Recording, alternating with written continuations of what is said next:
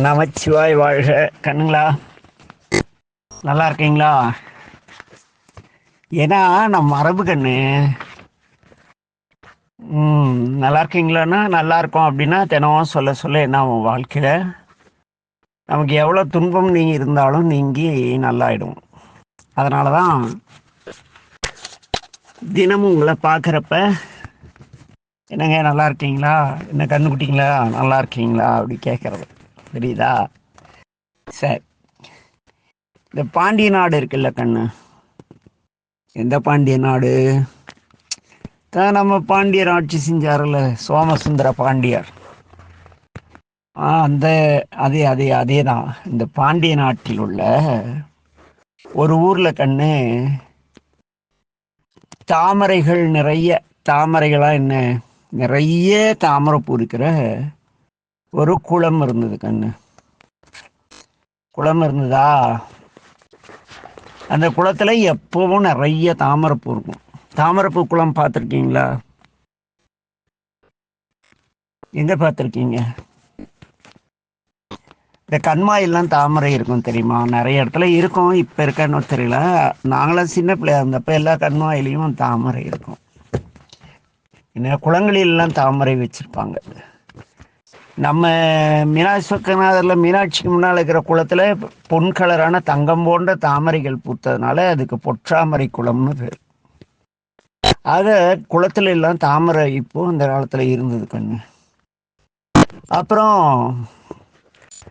அங்கே குளம் நிறைய நீர் இருந்தால் என்ன இருக்கும்? தாமரை இருந்தால் மீன் நிறைய இருக்கும் கண்ணு. அந்த மீன் தாமரை செடிக்கு அந்த மீனுடைய எச்சம் தாமரை செடிக்கு நல்ல உரம். அதுக்காக கடவுள் என்ன பண்ணுவார்னா, அந்த குளத்துல தாமரை இருக்கிற குளத்துல நிறைய மீன், தவளை, இப்படி நிறைய பேருக்கு வீடு கொடுத்துருப்பார். வீடு தானே அது. அப்படி அந்த குளத்துல நிறைய மீன்களும் இருந்தன. ஒரு கொக்கு ஒன்று இருந்தது கண்ணாங்க. கொக்குன்னு எப்படி இருக்கும்? கருப்பா, மூக்கு நீளமா? ஏய் கையில் அப்படித்தானே? நீ அன்னைக்கு அப்படித்தானே படம் போட்டிருந்த? கொக்கு வரைய சொன்னா காக்கா ஏட்ட ஒரு படம் போட்டு மூக்கு நீளமா போட்டு கருப்படிச்சு வச்சிருந்தா. அது இல்லை, இது கொக்கும் கிடையாது. கொக்குன்னா அது வெள்ளையா, கழுத்து நீளமா, அது ஒரு மாதிரி இருக்கும். கொக்கு பார்த்துருக்கீங்களா? ஆமா, இது நாரை. ஒரு நாரை அங்க இருந்தது. நாரைனா அது கால் கொஞ்சம் குட்டையா இருக்கும். குட்டைன்னா ரொம்ப குட்டையா இல்லை, கொக்கை விட கொஞ்சம் உயரம் கம்மியான உயரம் குறைவான கால் இருக்கும். அது முதுகு பின்னால ஒரு மாதிரி மரக்கலர். அது என்ன மரக்கலர்?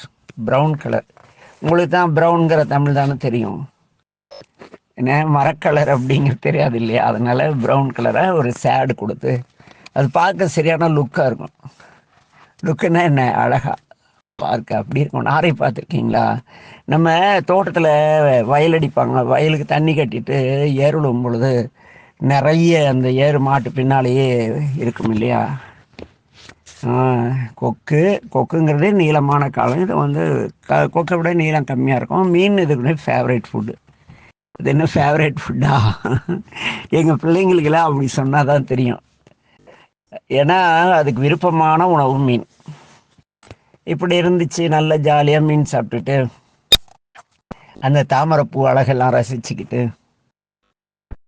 அந்த கொக்கு மனிதன் மாதிரி பேராசை பிடிச்ச கொக்கு கிடையாது. குளத்தில் இருக்கிற மீன் எல்லாம் அரியாங்குஞ்சு வரைக்கும் எல்லாம் அரிஞ்சு போகிற அளவுக்கு அது பசிக்கு ஒரு மீன் சாப்பிடும், 1 மீனோ 2 மீனோ சாப்பிடும். அப்புறம் அப்படியே ஜாலியாக குளக்கரையில் இருக்க மரத்தில் உட்காந்துட்டு அந்த தாமரைப்பூ தண்ணியில் ஆடுற அழகு, அந்த மீன்கள் துள்ளி குதிக்கிற அழகு, இரவு நேரத்தில் அந்த தவளை இருக்கிற தவளை தவக்காலை, தவளை.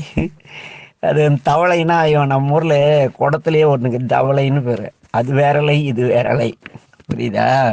அந்த தவளைகள்லாம் ஒரு மாதிரி கத்தும். அதையெல்லாம் கேட்டுட்டு ஜாலியாக இருந்ததா அந்த கொக்கு.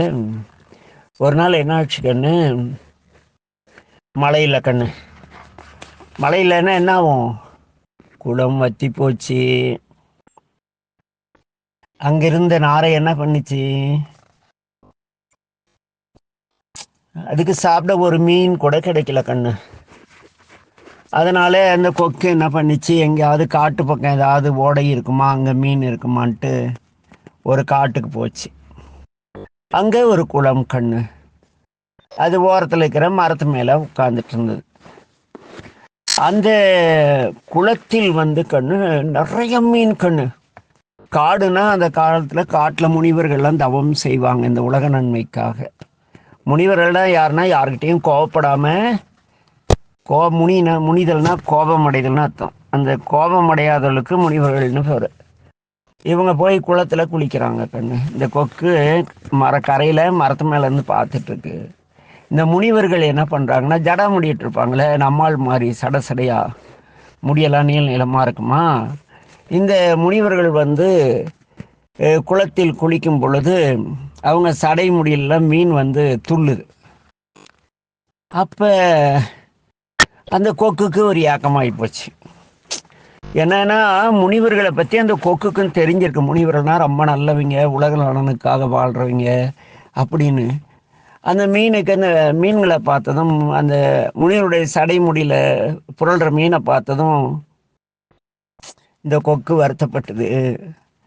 இந்த மீன்கள்லாம் இந்த முனிவருடைய உடம்புல தொடதுக்கு என்ன தவம் செஞ்சிச்சோ, இப்படி முனிவர்கள் மேலே தவழ்கிற இந்த மீனை நாம் எப்படி சாப்பிட்றது?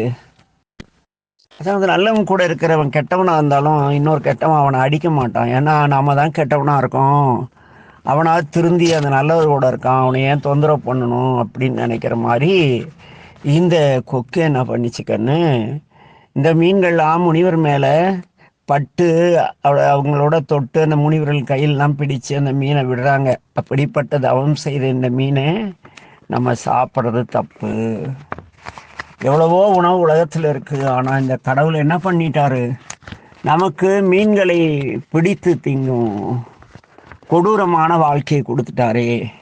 பாரு, நாரைக்கு கூட தெரியுது கண்ணு. இந்த நாரை என்னன்னு வருத்தப்படுது.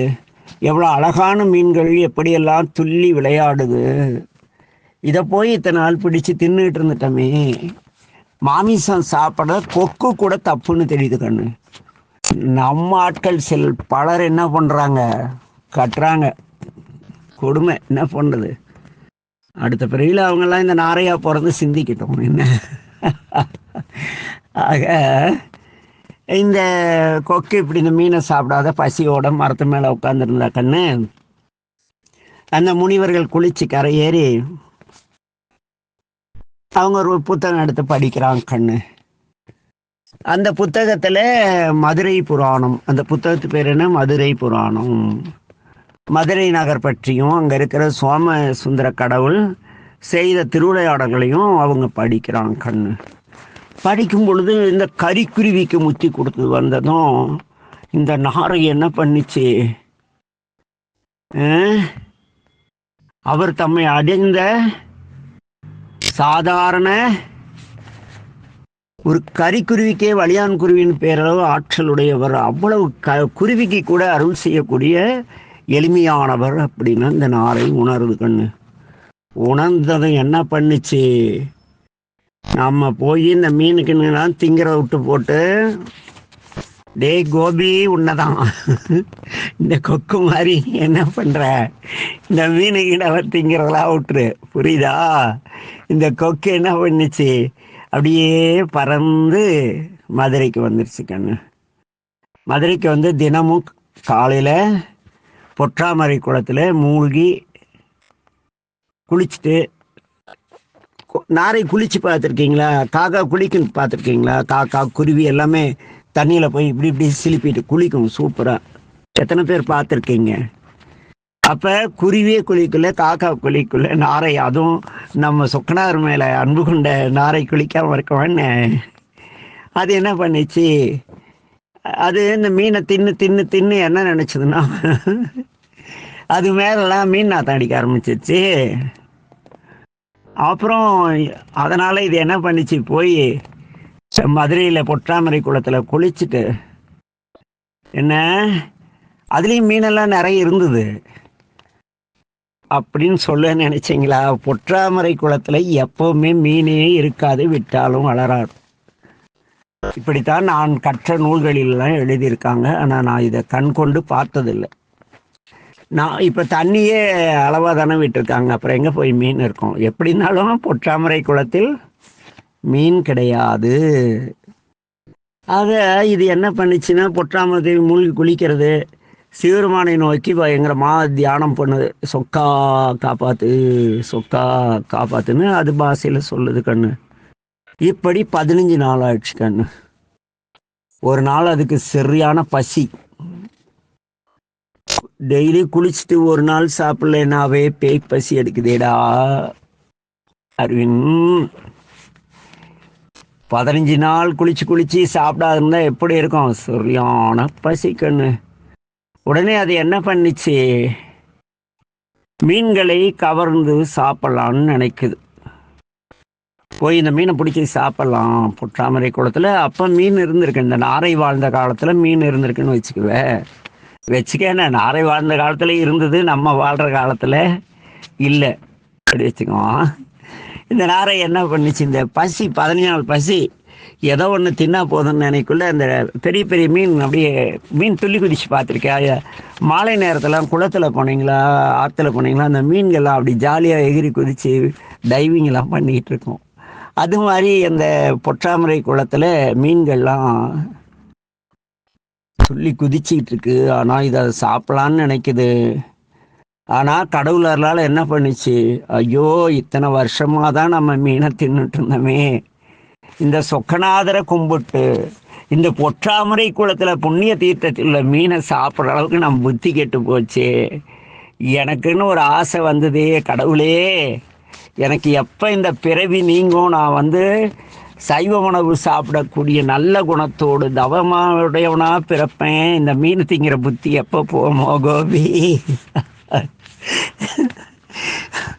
டேய், நீ போன பிறகுல நாரையா இருந்துருக்கூடா, அதனால தான் இந்த பிறகுல மீனாக தின்னுட்டு இருக்கேன். அவனே இன்னொரு நாளைக்கு மீன் கடை பக்கம் ஒன்று பார்த்துட்டு அப்புறம் பேசிக்கிறேன். கொக்குக்கு இருக்கிறது கூட ஒன்று கிடையாதாடா? அது எல்லாம் ஏன் அவனை பார்க்குறீங்க? அவங்களுக்கு கொக்காட்டம் தெரியாதா? அது போன பிறவில்டா கண்ணு, இப்போ இல்லை. அது என்னாச்சு? இந்த நாரை என்ன பண்ணிடுச்சு கண்ணு? என்னைக்கு இந்த மீன் திங்கிற பிற உயிரை கொண்டு திங்கும் ஆசை வராது இருக்க போதோ கடவுளே, என்னைக்கு நான் செத்து போனோன்னு வருந்தி இறைவனை தியானித்து அப்படியே கடும் தவம் இருக்கு. பசி பட்னியோட சிவனேன்னு கிடக்குது கண்ணு. இந்த நாரையினுடைய கடும் தவத்திலும் அது மீனை கொள்ளாமல் சைவமாக வாழ்த்திலும் பசியோட வாரதையும் பார்த்த நம்மளால் என்ன பண்ணாரு சோமசுந்தர கடவுள்? யார் பசியோடு இருந்தாலும் அந்த ஆளுக்கு பிடிக்காது. அந்த ஆள் நிறைய கோயிலில் இந்த அர்ச்சகர்கள் அழுக்கு துணி போட்டு படைக்கிற சோத்தையும் நெஞ்சில் அன்பில்லாமல் படைக்கிற சாப்பாட்டையும் சாப்பிடாத பட்னி கடந்து இந்த சொக்கநாதருக்கு பசினா என்னன்னு தெரியும். அதனால் அவர் என்ன செய்ய, நாரைக்கு அருள் செய்ய முடிவு பண்ணிட்டார். அவர் நாரைக்கு காட்சி தரார். ஜடாமுடி, பிறை, குனித்த புருவம், கொவ்வை செவ்வாயை குமிழ் சிரிப்பு, கருணையான ஒரு பார்வை, அப்படியே அழகா அப்படி செவனு கெத்தா என்ன நாரைக்கு முன்னால் நிற்கிறார். அவ்வளோதான், நின்னதோடு மட்டும் இல்லை, அந்த நாரையை பார்த்து, நாரையே உனக்கு என்ன வரம் வேண்டும் கேள் அப்படின்னாரு. உனக்கு என்னென்ன வரம் வேணும் சொல்ற கண்ணு அப்படின்னாரா? ஏன்னா இந்த பறவைகள்லாம் கொஞ்சினா நம்ம கூட 4 நாளைக்கு அரிசி போட்டேன்னா அந்த டைம் ஆனால் இந்த சிட்டுக்குருவிங்களாம் வீட்டில் கிச் கிச் கிச் கிச்சுன்னு ஒரு கத்தம். அது மாதிரி அன்பாக பேசினாதான் நீயே உண்மையே நீ என்ன பண்ணுவ, அன்பாக பேசினாதானே உண்மையில என்கிட்ட பழகுவ. லொல்லொல்னு உங்கள் அப்பா மாதிரி விழுந்தா பழகியா? இல்லை. அது மாதிரி சாமி நாரையே அப்படின்னு பேசியிருந்தான்னு வச்சுக்க, நாரை பயந்து நடிஞ்சிருக்கோம். அதனால நம்ம சாமி என்ன பண்ணார், என் அன்பிற்குரிய நாரையே, உன்னுடைய விரதம் எனக்கு ரொம்ப பிடிச்சிருக்கு, ஆனால் நானே பசியோடு கிடைக்கிறேன். என்னுடைய மீனாட்சி சொக்கநாதர் ஆலயத்தில் இந்த மதுரையில் ஒரு பெரிய ஈயம் போன தாம்பாளத்தில் பித்தளை பாத்திரத்தில் இந்த ஐருங்க குளிக்காமல் அரைகுறையாக குளிச்சுட்டு இங்கே எனக்கு அரைகுறையாக தண்ணி ஊற்றி இவங்க கொண்டாந்து வைக்கிற சோறை நான் சாப்பிடாம இப்படின்னு காட்டிட்டு எடுத்துகிட்டு போயிடுறாங்க. ஏன்னா நான் சாப்பிட மாட்டேன், அவங்க அவ்வளோ சுத்தமாக கொண்டாடுறாங்க அப்படின்னு சாமி சிரிச்சுட்டே சொல்லிட்டு, அதனால் பசி எவ்வளோ கொடூரமானதுன்னு எனக்கு தெரியும். நீ இவ்வளோ பசியோட கடும் தவம் செய்ததால் உனக்கு என்னடா கண்ணு வரம் வேணும் அப்படின்னு சாமி கேட்குறார் கண்ணு. கேட்டதும் அந்த நாரையுடைய கால் எப்படி இருக்குன்னா சிகப்பு கலராக இருக்கும், கொக்கு கால் அப்படி இருக்காது. புரியுதா?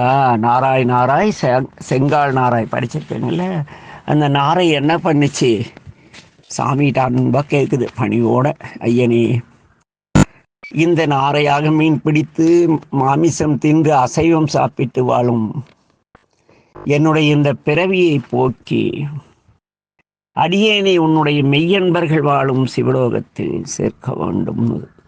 நாரைக்கு கூட தெரிஞ்சிருக்கு சிவனுடைய அன்பர்களாக இருப்ப நிறைய பேர் உலக பொருள் பற்றினால் கோளறு பதிகம், பொன்பெற்ற பதிகம், புகழ் பெறும் பதிகம்னு எல்லாம் இந்த வாழ்வுக்கான தேவை கேட்கிறவங்கெல்லாம் பொய்யடியார்கள் கண்ணு. இறைவனை மட்டும் நேசிப்பவர்கள் மெய்யடியார்கள். புரியுதா? அந்த கோளறு பதிகம், அந்த பதிகம், இந்த பதிகம், தேவார திருட்டு, கருமுதல் திருவுரைன்னு போட்டு உலக ஆயுதமான பதிகமாக போட்டிருக்கிறத உளுந்துழுந்து படிக்கிறாங்கல்ல, இவங்கெல்லாம் பொய்யானை வாழ்வை தேவைக்காக நிறைய மாயை, பொருள், போகம், அடுக்கடுக்காக வீடு, காருன்னு இதுக்கு ஆசைப்பட்டு பதிகம் படிக்கிறவங்க எல்லாம் பொய்யடியார்கள். போற்றி திருத்தாண்டகம் அது மாதிரி அருமையான அர்ச்சனைகளை செய்து இறைவனை மகிழ்விப்பவர்கள் மெய்யடியார்கள். அவங்க தான் சிவலோகத்தில் இருக்காங்களாம். இந்த நாரைக்கு கூட தெரிஞ்சிருக்கடா கண்ணு. இது கேட்குது, இறைவா ஐயனே அடியேனை நீ நின் மெய் அன்பர்கள் வாழும் சிவலோகத்தில் சேர்க்க வேண்டும் அப்படின்னு கேட்டதோட இல்லை, கருணை வள்ளலே இந்த பொற்றாமரை குளம் புண்ணிய தீர்த்தம், இதில் எந்த காலத்திலும் மீன்கள் இல்லாதிருத்தல் வேண்டும்னு வேண்டிச்சு. பத்தியா? இன்னைக்கு மட்டும் பொற்றாமரை குளத்தில் நிறைய மீன் இருந்தால் குத்தை குட்டு இந்த நாரைக்கு இருக்கிற அறிவு கூட இல்லாமல் அறநிலையாட்சித்துறை பணம் பார்க்கும், அதை எடுத்து மீனாட்சி அம்மன் கோயிலை சுற்றி மீன் வித்துட்டு இருந்திருப்பாங்க. நல்ல வேலை நாரை வரங்கேட்டுது. என்னான்னு, இந்த பொற்றாமரை குளத்தில் எந்த காலத்திலும் மீன்கள் இல்லாதிருத்தல் வேண்டும்னு வேண்டிச்சு. இறைவன் அவ்வாறே அருள் புரிந்தார். அன்னையிலேருந்து இன்னைக்கு வரைக்கும் நம்ம மதுரை பொற்றாமரை குளத்தில்